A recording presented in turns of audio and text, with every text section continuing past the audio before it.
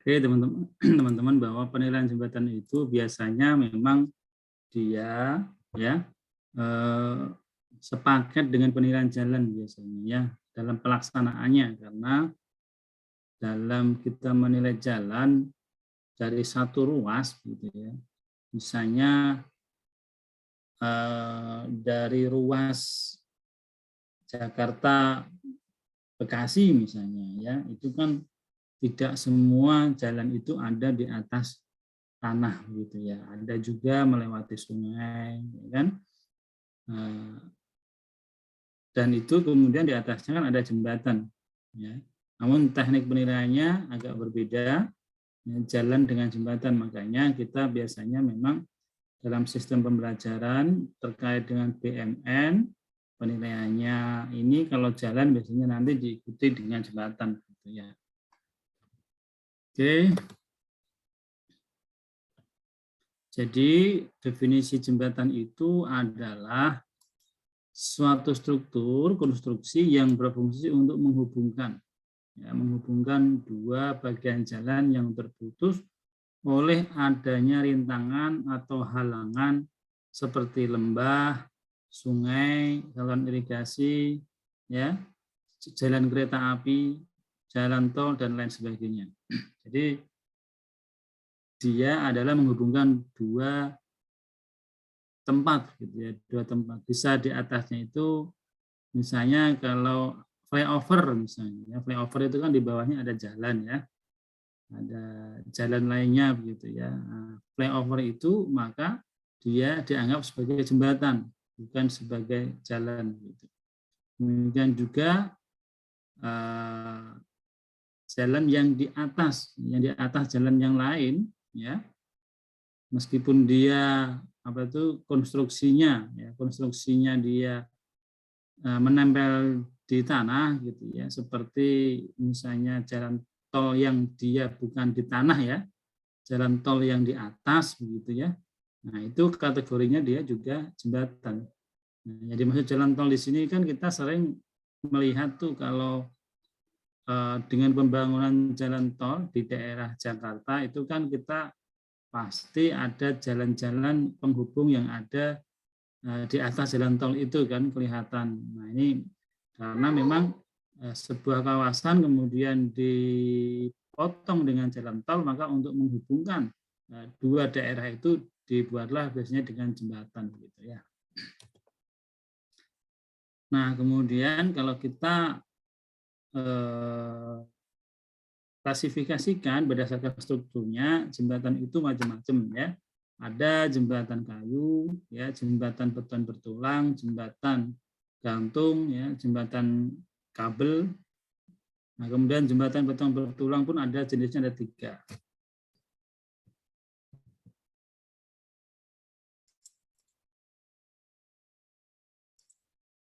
Nah, kemudian jembatan kayu, apa sih keuntungannya? Jadi kalau jembatan kayu itu relatif lebih ringan, ya, biaya transportasi konstruksinya lebih murah, ya, dapat dikerjakan dengan alat-alat yang sifatnya sederhana. Yang kemudian yang kedua, pekerjaan detail dikerjakan tanpa memerlukan peralatan khusus. Nah, jembatan kayu cocok untuk daerah yang terpencil, ya. Mungkin teman-teman yang tinggal di daerah Kalimantan, Sumatera, daerah pedalaman itu masih kita sering melihat jembatan-jembatan yang terbuat dari kayu, begitu ya.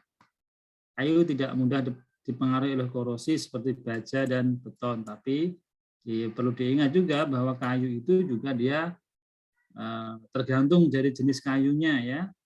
Ada kayu yang dia kalau terkena air dia semakin kuat, ya kan? Nah, itu di Kalimantan ada ya. Di Kalimantan itu biasanya dia dipakai untuk pondasi, ya, telocok pondasi ya. Nah, itu jadi jenis kayunya itu bagus. Nah, jadi untuk kayu yang digunakan pun tidak sembarangan ya kalau untuk yang jembatan ini, karena dia akan berpengaruh terhadap kekuatan dari jembatan itu sendiri begitu. Nah, kalau jenis jembatan kayu nanti ada gelagar kayu dan ada model yang rangka kayu. Nah, bagian-bagian jembatan kayu itu ada nanti tiang, ya, ada gelagar atau rangka, ada lantai jembatan dan ada tiang sandaran. Nah, ini ya, ini contoh bentuk jembatan kayu, tapi ini jembatan kayu yang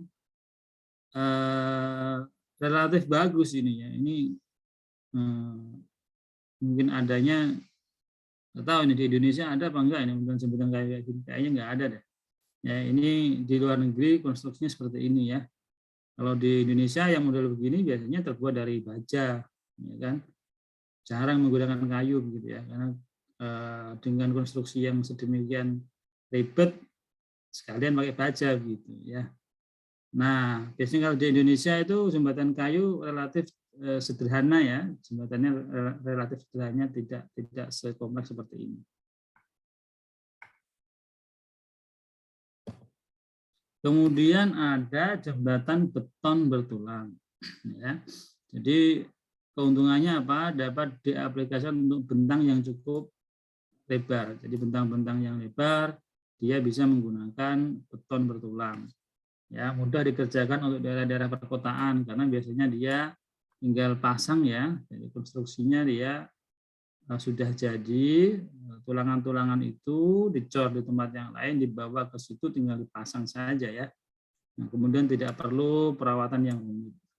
Jenisnya nanti macam-macam ya, ada slab, ada box girder, ada gelagar, ada pelapis beton, rangka beton. Nah, bagian-bagiannya ya nanti ada rangka, ada lantai jembatan, trotoar, dan ada tiang sandaran.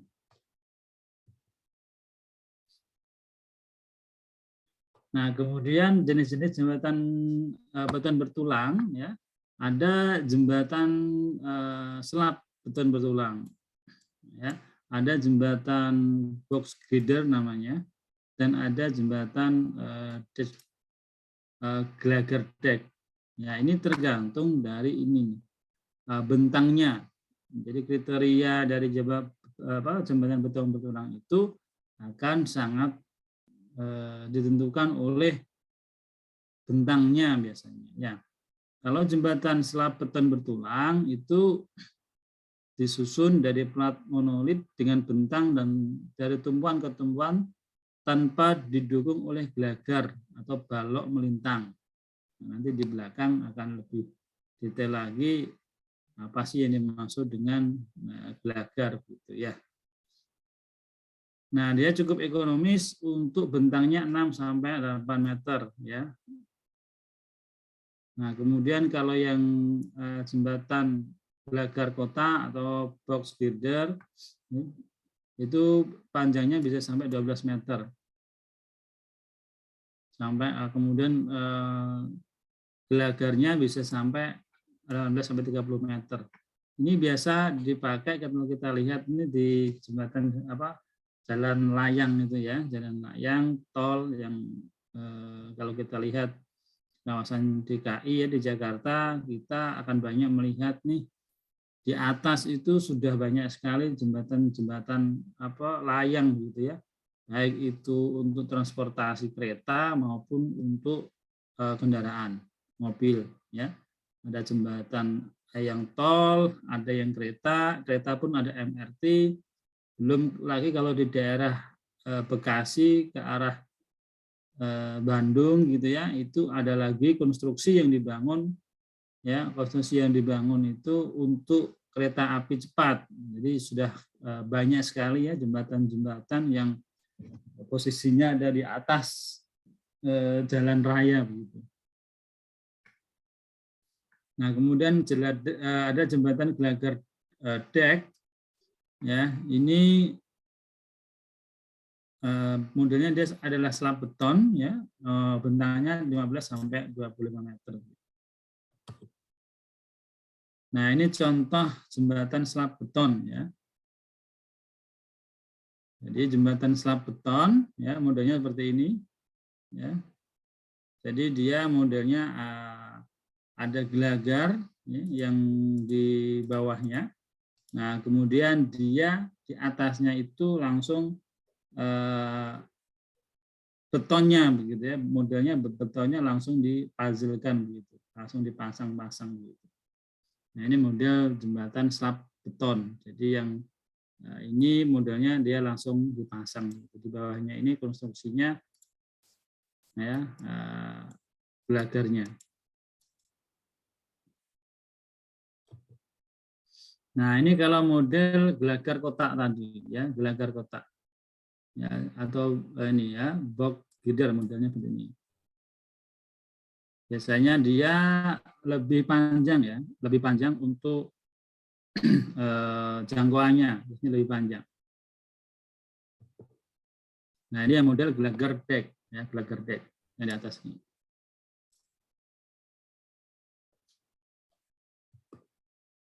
Nah, kemudian itu tadi jembatan yang dia konstruksinya nempel di tanah. Gitu. Ya, konstruksinya dia nempel di tanah, ada macam-macam bentuknya. Nah, kemudian ada juga jembatan yang dia modelnya gantung. Makanya disebut dengan jembatan gantung. Ya, ini dapat digunakan untuk bentang yang cukup panjang. Ya. Nah, tipenya nanti ada macam-macam. Ya, ada bentang bebas, ada bentang yang modelnya digantung.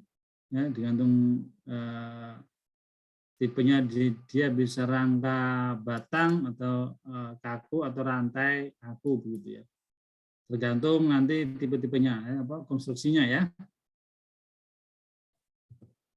Nah, ini contoh jembatan gantung. Ya, contoh jembatan gantung. Nah, ini jembatan ini cukup banyak ya di Indonesia. Ya. Jembatan gantung terdiri dari pelengkung penggantung, batang penggantung atau hanger. Ya. Jadi ini kan ada apa penggantungnya ya buat menggantungkan jembatan itu ya. Kemudian ada sistem kabel, kemudian ada lantai, ya, dan ada menara tower. Jadi kalau model jembatan gantung itu pasti dia ada ini, ada towernya begitu ya. Nah, minimal 2 minimal. Minimal 2 tergantung panjang dari jembatan itu. Ya, kalau jembatan itu tidak terlalu panjang, biasanya hanya cukup 2 tower saja, ya di ujung-ujung jalan. Jadi ujung-ujung itu biasanya ada towernya. Nah, ini namanya lantai decknya, ya. Kemudian ada kabel-kabel, ya. Nah, kemudian ada ininya, penggantungnya, gitu ya, penggantungnya. Nah, kalau jembatannya cukup panjang, biasanya dia nanti ada beberapa tower, gitu, beberapa tower. Nah, di sini ada orang Kalimantan nggak sini? Nggak ada di kelas ini ya, kelas ini. Ini kan banyak yang di Kalimantan cukup banyak nih jembatan-jembatan seperti ini. Tapi di Sumatera juga ada lah saya kira. Nah, kalau kita nanti lihat nih tipe-tipe jembatan. Nah, kalau keuntungannya ya dapat diaplikasikan dalam bentang yang sangat panjang. Estetikanya itu bagus. Jadi bentuk-bentuk jembatan kabel ini biasanya dia didesain semenarik mungkin ya. Ini kalau yang modern ya, yang dibangun-bangun baru-baru inilah ya. Kalau yang bangunan-bangunan lama, ya yang kayak tadi, gambar tadi ya ini kan tidak menarik lah ya begitu ya. Artinya jembatan ini hanya yang penting fungsinya sebagai jembatan gitu. Nah, belum menarik, ini mungkin konstruksi lama, tapi konstruksi baru ya ini sekarang didesain sedemikian rupa sehingga jembatan itu menarik sekali ya, bahkan bisa menjadi tempat wisata begitu ya untuk berfoto-foto karena desain yang cukup menarik tadi. Dan di Indonesia cukup banyak ya untuk jembatan gantung ini ya dengan estetika yang unik gitu ya. Tadi ya ada sistem kabel, menara dan gelagar. Nah, kemudian bagaimana struktur dan konstruksi dari jembatan itu sendiri. Nah, ini konstruksi jembatan itu ya. Ya, yang pertama tentunya adalah ada namanya west abutment. Nah, ini biasanya dia konstruksi yang dari tadi ya. Ini yang jembatan standar dulu ya, jembatan standar ya. Jadi dia ada wedge abutment yang di kanan dan kiri untuk ini menahan tanah. Ya. Jadi konstruksi yang disiapkan sedemikian rupa selain untuk penopang jembatan, dia juga untuk menahan dari tanah yang ada di kanan kirinya. Ya. Nah, kemudian dia ada kemudian jembatannya ya, ada jembatannya. Nah, jembatannya sendiri ini konstruksi bagian atas ya. Bagian atas dan konstruksi bagian bawah.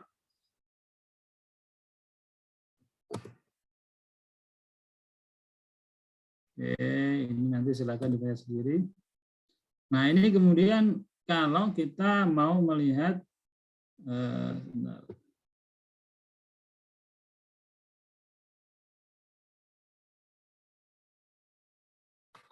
Oke, kalau kita mau melihat posisi bagian jembatan kalau dari atas, ya tambah atas gitu ya. Nah, kalau tambah atas, maka jembatan itu bisa kalau bagian paling bawah itu namanya gelagar. Jadi yang penopang di bagian bawah ini namanya gelagar. Ya.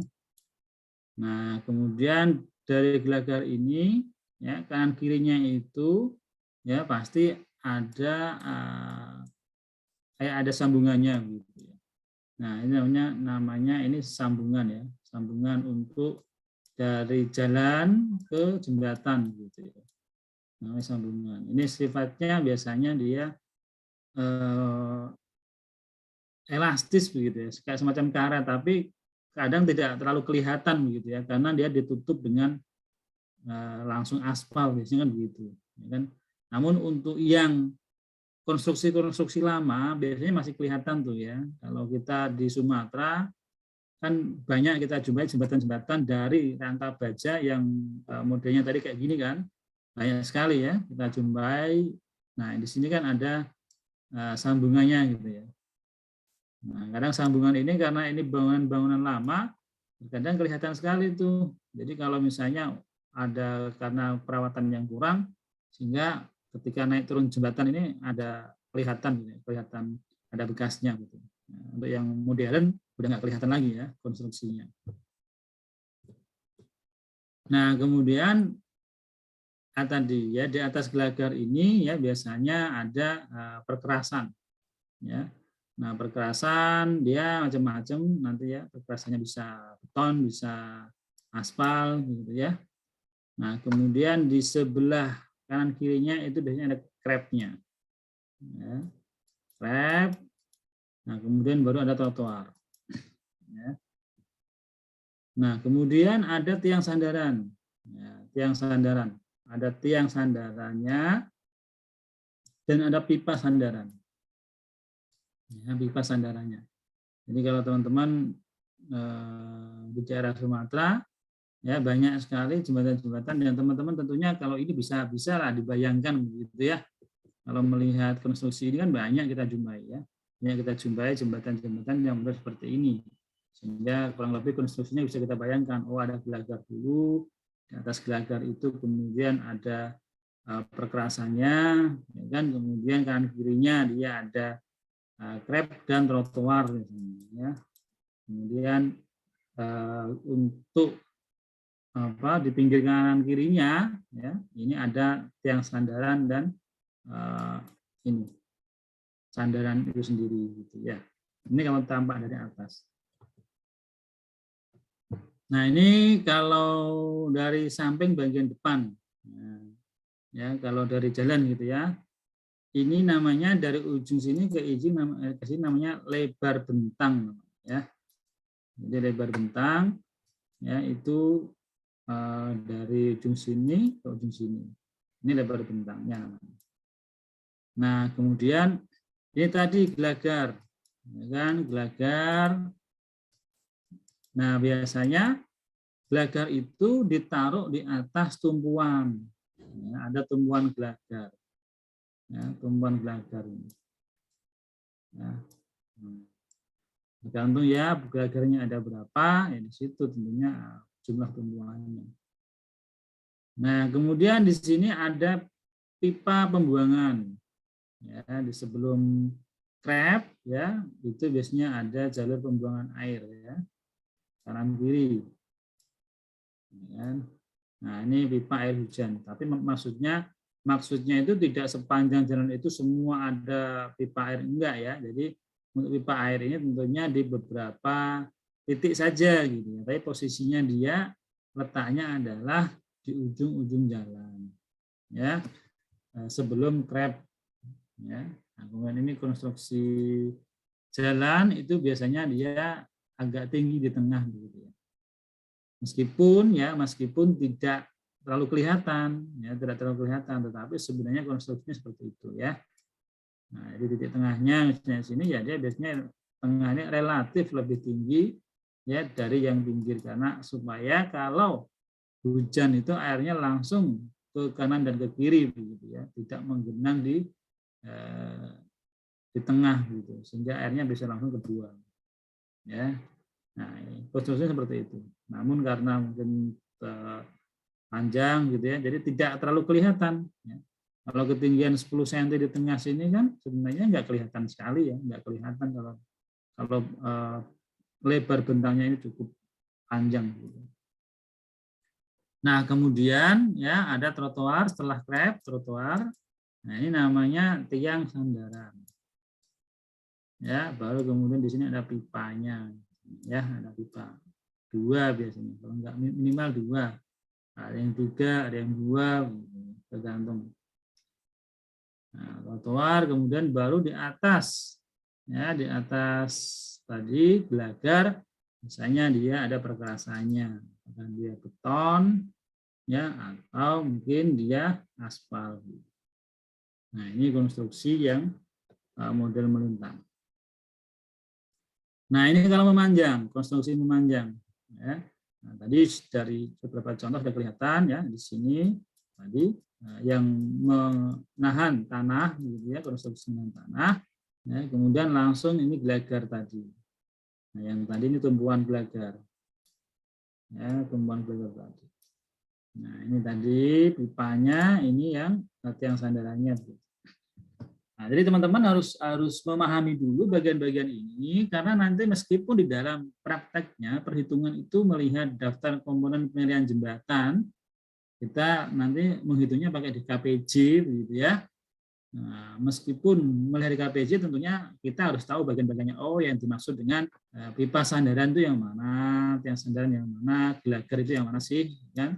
Nah, sehingga ada gambaran pada saat kita melakukan survei kita bisa mengidentifikasi begitu. Oh, tiang sandarannya ada sekian, ada berapa, jumlahnya ada berapa gitu ya. Pipanya ada berapa, panjang jembatan berapa sehingga nanti bisa dikalikan. Oh, berarti total pipa sandaran panjangnya ada sekian.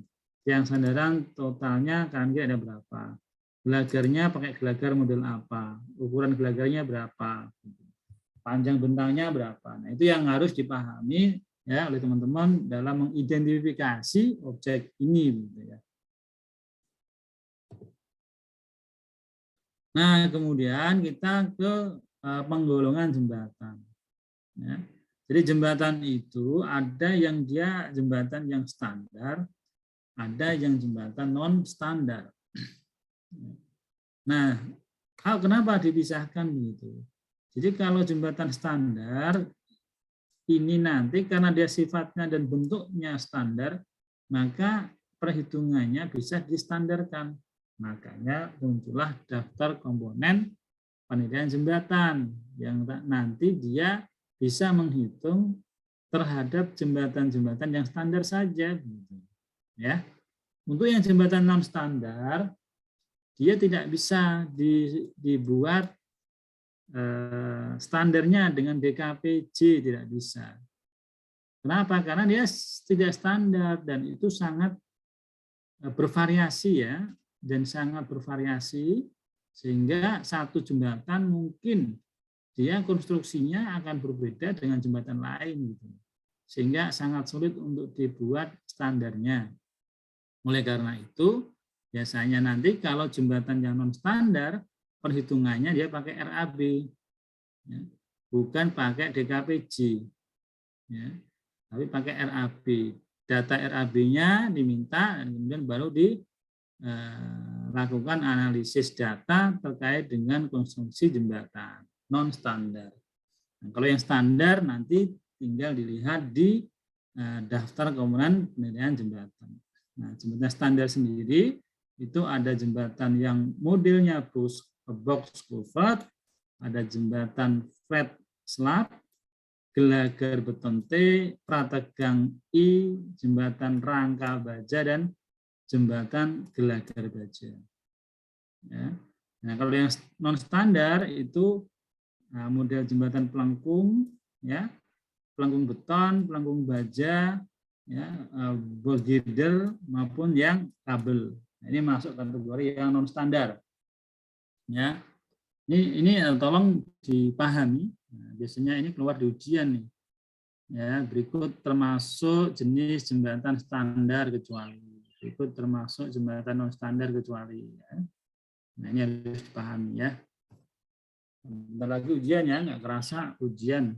Ini juga sudah diminta ini untuk bikin soal gitu ya. Udahlah, nanti soalnya sambil dibikin.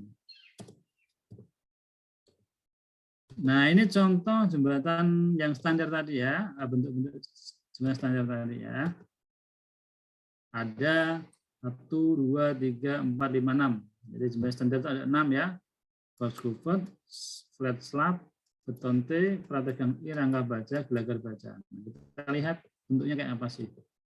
Nah, ini contoh box culvert. Jadi dia biasanya boxnya ini sudah ada, tinggal dipasang biasanya. Ya, nah, boxnya disiapkan, digali, dipasang, langsung ditutup begitu ya. Biasanya cor-corannya ini box-boxnya sudah ada. Ini banyak ya kita jumpai ya di daerah. Kalau saya dulu waktu di Pekanbaru, ya dari Pekanbaru ke Kampar gitu ya, banyak kita jumpai jembatan-jembatan kecil-kecil seperti ini. Ya. Nah, ini namanya jembatan box culvert. Dia relatif pendek bentangnya ya, bentangnya relatif pendek. Nah, kemudian ada yang flat slab.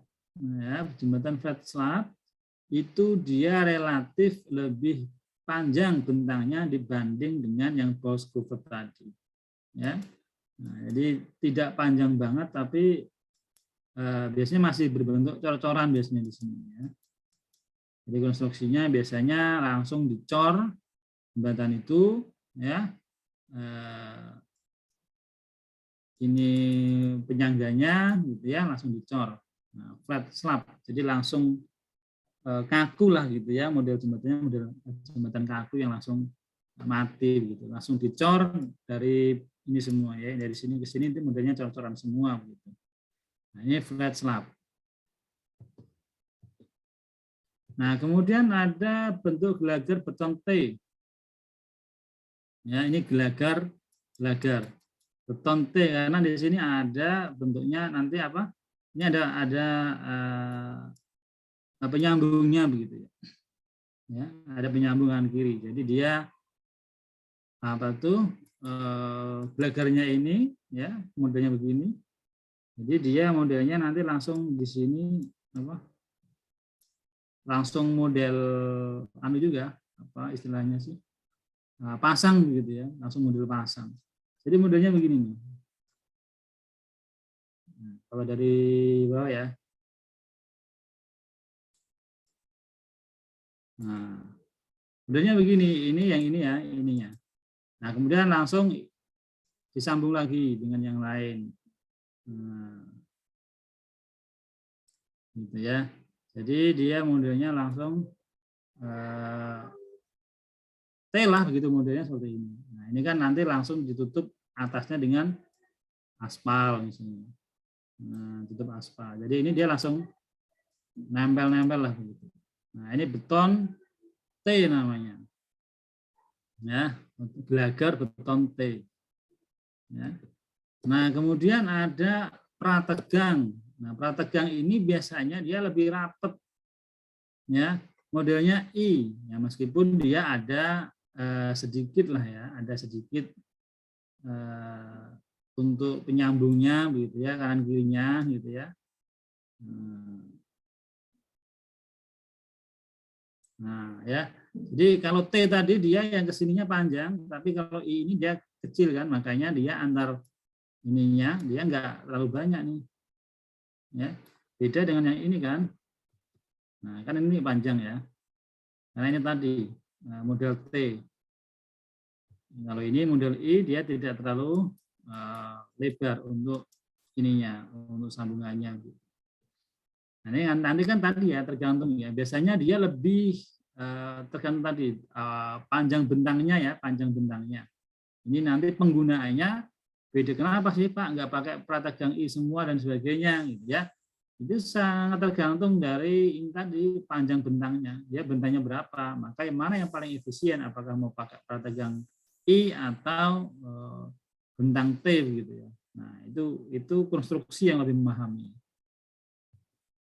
Kemudian rangka baja. Rangka baja sendiri macam-macam ya. Nah, ini yang banyak kita jumpai di Indonesia.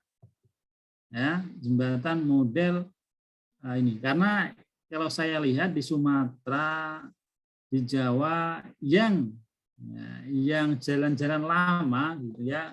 Mungkin karena ini dari luar negeri gitu ya, di zaman Belanda kalau nggak salah lah ya pembangunannya, sehingga dia memang konstruksinya itu ngikutin dari luar negeri nih kan, nah, ya kan, jadi konstruksinya ini banyak nih kalau di Sumatera, di Jawa yang jalan Pantura yang lama ya, model-model lama ini banyak kita jumpai ini, meskipun sekarang sudah mulai tergeser dengan konstruksi jembatan-jembatan baru ya. Tapi kalau jembatan masih ada, biasanya konstruksi seperti ini. Ya, ini rangka baja nih. Ya, jadi rangka baja semua dari bawah, kemudian disangga, baru di sini ada betonnya. Nah, ya, jadi ada betonnya, baru kemudian di atasnya aspalnya. Nah, jadi dia double sebenarnya rangka baja itu ya. Jadi selain rangka bajanya sendiri, dia ada beton di sini. Nah, ini konstruksinya sama seperti ini ya. Ini ada tiang-tiang kanan kiri ini kan tiang nih, ada tiangnya, ya ada ini ya. Nah dulu pada saat inventarisasi penilaian tahun 2007 itu, nah ini kerjaan kita nih, ngukur-ngukur begini nih. Jembatannya banyak banget kan, berapa panjang jembatannya, berapa jumlah ininya dihitung semua tuh. Tahun 2007 awal pada saat inventarisasi dan penilaian pertama kali. Kan semua aset didata ya, termasuk jembatan-jembatan yang sedemikian banyak, terutama di daerah Sumatera itu ya, luar biasa ini jembatan-jembatan kayak gini banyak banget. Nah, kemudian ada gelagar baja. Nah, ya kan, gelagar baja ini dia ininya baja, ya, jadi tumpuannya dari baja. Baru di atasnya dia ada cornya gitu. Nah, ini model gelagar baja. Jadi gelagarnya berasal terbuat dari baja, ya, konstruksi gelagarnya. Ya, kalau ini tadi rangka baja, ya, ini namanya rangka baja, ya, semua dari baja ya rangka-rangkanya ini konstruksinya. Nah, kalau yang ini gelagar baja. Nah, kemudian kalau yang non standar ini ada 4 jenis jembatan non standar. Pelengkung beton, pelengkung baja, box, girder, dan kabel. Itu non standar. Tadi saya sampaikan non standar itu tidak ada daftar komponen penilaian jembatannya. Ya, jadi nanti perhitungannya adalah dengan memperhatikan RAB-nya karena memang karakteristiknya sangat bervariasi. Nah, ini contoh pelengkung beton gitu ya. Dia terbuat dari beton ininya, konstruksinya, tapi dia melengkung gitu ya. Nah, tingkat pelengkungannya ini kan susah standarnya kan.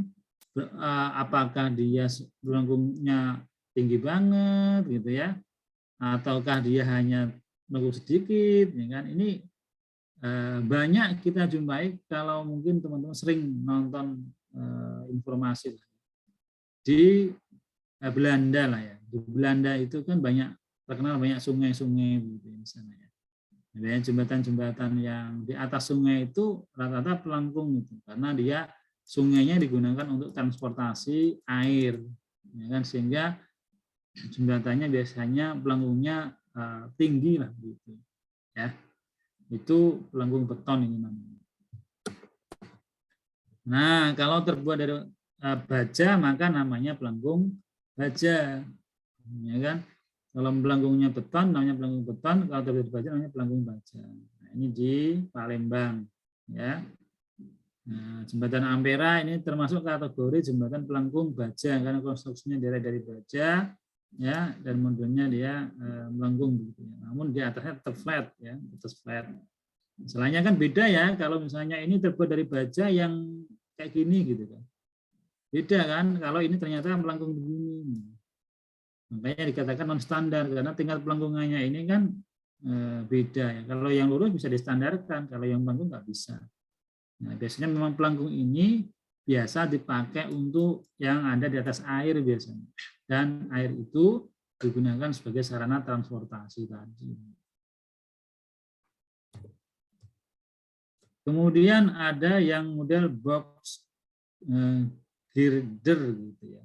Ini biasanya dipakai untuk konstruksi tadi. Kalau kita MRT di Jakarta, ya ada MRT Lebak Bulus ke kota gitu ya. Nah, yang dia tidak bawah tanah ya, yang di atas tanah. Nah, konstruksinya dia biasanya seperti ini. Ya. Ini juga dipakai juga untuk konstruksi, saya lihat juga jembatan kereta api cepat yang baru dibangun itu juga pakai model box girder begitu. Jadi dia konstruksinya khusus ya.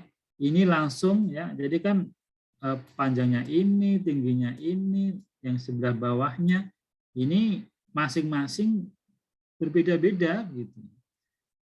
Jadi tidak standar, tidak ada standarnya. Jadi mungkin untuk kereta api cepat Jakarta Bandung ukurannya berbeda ya untuk yang MRT di Jakarta, ya kan? Nah, karena tergantung kebutuhan tadi, tergantung kebutuhan. Jadi standarnya beda-beda. Ini yang model box girder.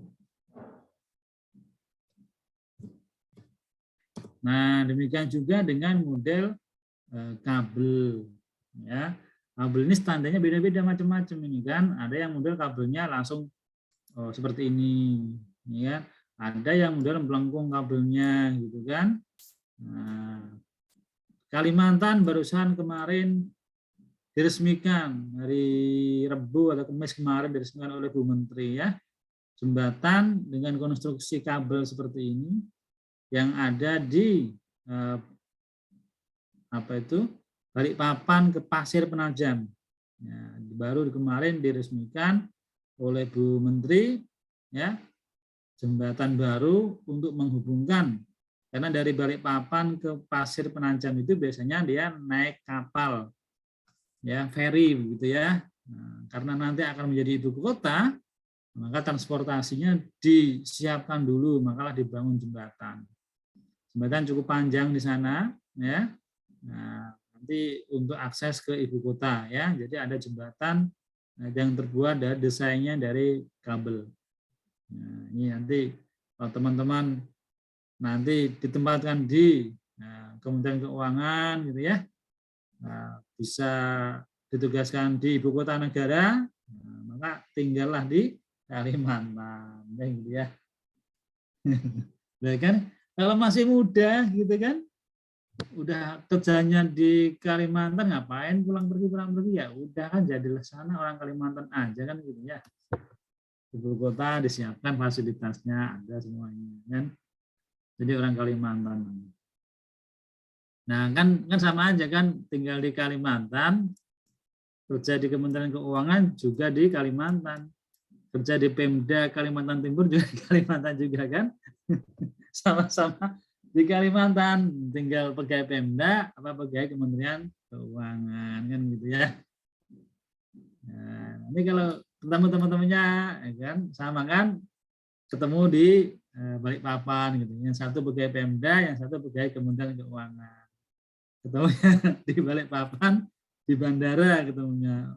Aduh, gimana cerita jadinya nanti kan? Gimana, enak nggak kerja di Pemda? Gitu.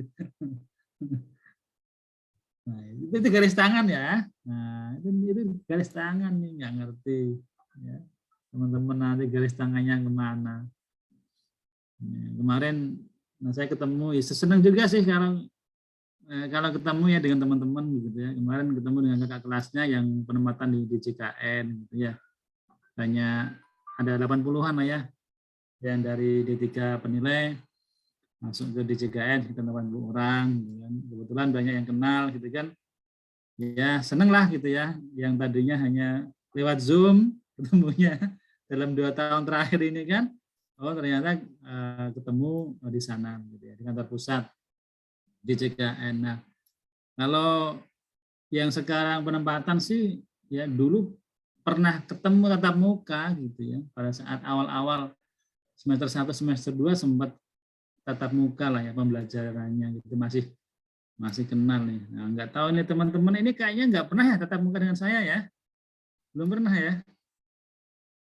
Belum, Nggak Pak. pernah kan. Nah itu tiba-tiba aja nanti ketemu di sana misalnya kan, oh ini tahu namanya Faras itu ini. Dulu hanya lihat zoomnya doang gitu ya. Oh Dimas tuh ini gitu kan. Oke ya. Nah, kemudian bagian-bagian jembatan ya. Nah, ini terkait dengan ini nanti ya, DKPB. Jadi DKPB nanti kan kita akan menghitung dengan DKPB, maka dalam struktur jembatan itu ada dibagi menjadi ada struktur atas dan bagian bawah ya. Nah, masuk kategori bagian bawah itu nanti ada kepala jembatan, ada pilar, ada pondasi. Ya. Kemudian struktur atas itu nanti ada lantai jembatan, ya, ada gelagar jembatan dan bangunan lainnya. Nah, kita lihat detailnya. Ini masih ngomongin gelagar beton ya. Yang tadi saya jelaskan modelnya dia langsung gitu ya. Seperti ini. Pilar dan kepala jembatan. Nah, ini yang tadi bagian konstruksi bawah. Ya. Jadi konstruksi bawah itu ada namanya pilar. Ya, yang di bagian bawah ini namanya pilar. Nah, kemudian ada kepala pilar yang ini, kepala pilar. Ya. Nah, kemudian ini konstruksi bawah tadi ya. Pilar, kepala pilar. Nah, konstruksi bawah tadi apa aja? Ya, ada pilar, pondasi. Pondasi itu yang di bagian bawah tentunya ya. Dan ada kepala jembatan atau kepala pilar tadi. Ya, itu struktur bawah ya. Jadi struktur bawah, pondasi tentunya yang ditanam di tanah itu namanya pondasi. Kemudian di sini adalah pilar dan kepala pilar atau kepala jembatan itu ini. Nah, ini masuk konstruksi bagian bawah. Ya. Nah, kalau yang atas tadi terdiri dari gelagar, lantai dan bangunan lainnya. Gelagarnya tadi, ya. Nah, gelagar ini konstruksi masuk konstruksi bawah nih. Ya. Nah, ini kalau gelagar. Kemudian dari gelagar tentunya lantainya kan begitu ya. Ini gelagar, ya di atas gelagar nanti ada lantai, ya. Kemudian di atas lantai biasanya tadi ada bangunan lainnya. Bangunan lainnya kan macam-macam tadi ya, ada trotoar, ada krep, ada sandaran, ya, ada tiang sandaran, ya, termasuk pembuangan air itu bangunan-bangunan lain. Nah itu bagian-bagian dari jembatan. Nah, baru nanti kita melihat ke DKPB. Seperti apa sih DKPB cara bacanya, gitu ya. Nah, mungkin itu di pertemuan berikutnya kayaknya. Nah kan, jadi udah selesai nih Jadi materi kita hari ini cukup pengenalan dulu ya, jenis-jenis jembatan, bagian-bagian jembatan. Ya. Nanti di sesi berikutnya kita akan mencoba diskusi terkait dengan DKPB-nya seperti apa. Oke, ada yang mau ditanyakan?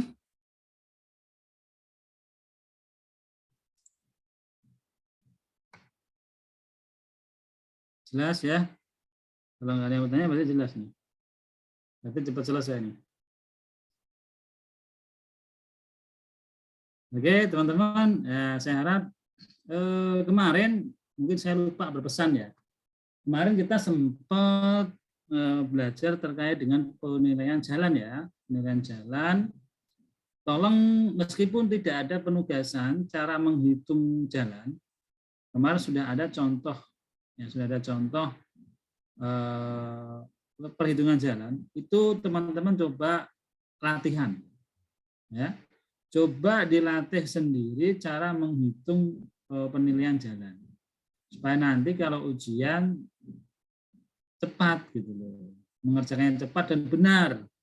Kalau nggak dilatih, ya kan, tiba-tiba nanti muncul di ujian, biasanya itu tadi, ya kan, loh ini dari mana ya, nah, barulah pas ujian, akhirnya nggak selesai, ya kan. Sehingga saya menyarankan nih, mau ditugaskan apa mau latihan sendiri. Kalau mau ditugaskan, saya kasih soal, ya kan. Tapi kalau mau latihan sendiri, pakai soal yang kemarin, ya, kemudian dicoba-coba sendiri, ya, disimulasikan gimana cara menghitungnya. Kalau soal tentunya kan variasi ya, nanti sangat tergantung dari apa tuh namanya soal ya, namanya soal tentunya sangat tergantung dari asumsi-asumsi yang dibangun di soal itu. Tentunya bisa berbeda-beda. Yang penting kan teman-teman bisa memahami cara menghitung jalan itu alurnya seperti apa, cara membaca DKP jalannya seperti apa, ya, dan bagaimana cara menghitungnya, terutama terkait presentasinya, adjustment-nya, ya, kemudian koefisien daerah, ya. Nah, termasuk kalau misalnya ada koefisien kemahalan konstruksi misalnya. Nah, ini yang harus teman-teman perhatikan. Oke, ya. Mau dikasih soal apa cukup latihan kemarin saja? Latihan aja, Pak. Tapi minggu depan kalau misalkan ada yang bingung boleh ditanyain ke Bapak gitu ya, Pak. Oh, boleh. Ya, silakan ya. Jadi sekarang latihan dulu, dicoba dulu. Jadi formatnya tidak harus ngikutin yang kemarin, tidak harus. Silakan teman-teman menformatkan sendiri juga boleh. Yang penting teman-teman alurnya jelas. Gitu. Nah nanti kalau di soal pasti untuk tanah gimana Pak ya? Tanah tidak mungkin nanti teman-teman disuruh menghitung nilai tanah per meter, tidak mungkin. Kalau tanah biasanya langsung diketahui itu.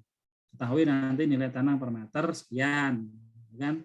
Nah, tinggal kan karena intinya kita adalah mau melihat berapa total nilai tanah berikut konstruksi jalannya kan begitu. Jadi lebih pentingnya lebih ditekankannya adalah ke bagaimana menghitung konstruksi dari jalan itu sendiri. Ya, oke, dicoba dulu, silakan latihan sendiri. Nanti kalau ada yang miss, ada yang nggak paham, silakan minggu depan ditanyakan. Oke, demikian ya teman-teman yang bisa saya sampaikan.